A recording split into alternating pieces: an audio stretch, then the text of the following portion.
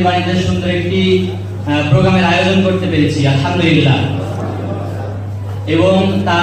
এবং আমাদের যে পথচলা, শ্রমিকদের যে পথচলা, সেই শ্রমিকদের অধিকার নিয়ে যেই মানুষটি কথা বলেছেন সেই মানুষটির প্রতি দরুদ পেশ করছি আমাদের মহান নেতা সাল্লাল্লাহু আলাইহি ওয়াসাল্লাম এবং শহীদ ভাইদের শাহাদাতের সর্বোচ্চ মাকাম জান্নাতুল ফেরদাউস কামনা করে আমি অল্প একটি কথা বলে আমার কথা শেষ করব ইনশাআল্লাহ।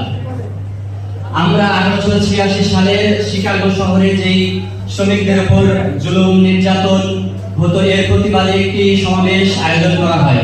সেই সমাবেশের পর থেকে আমরা সেই দিনটিকে শ্রমিক দিবস হিসেবে উদযাপন করে থাকি।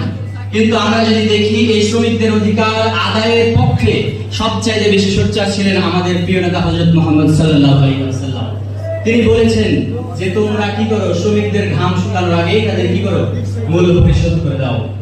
তৎকালীন জাহিলি সমাজে যখন শ্রমিকদের উপর, তৎকালীন জাহিলি সমাজে যেমন অবহেলিত মানুষদের উপর নির্যাতন এবং নিপীড়নের সবচেয়ে নিষ্ঠুর চালানো হচ্ছিল, তখন আল্লাহ রাসূল সাল্লাল্লাহু আলাইহি ওয়াসাল্লাম শান্তির বাণী নিয়ে বিশ্ব মানবতার বুকে এসেছিলেন।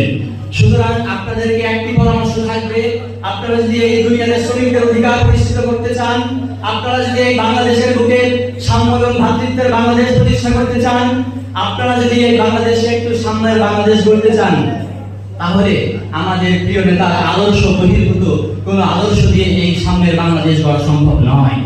সুতরাং আজকের এই সমাবেশ থেকে আমরা প্রতিজ্ঞাবদ্ধ হতে চাই, আমরা আগামী বাংলাদেশকে সাম্যের বাংলাদেশ গড়ার জন্য আল্লাহ রাসূলের আদর্শকে আমরা নিজেদের বুকে ধারণ করব।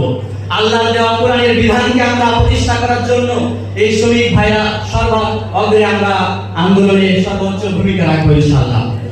সর্বশেষ আমরা বলতে চাই, এই জুলাই আগস্টের আন্দোলনে বাংলাদেশের সকল প্রকার জুলুম এবং নির্যাতন এবং বৈষম্যের করাঘাত করেছি।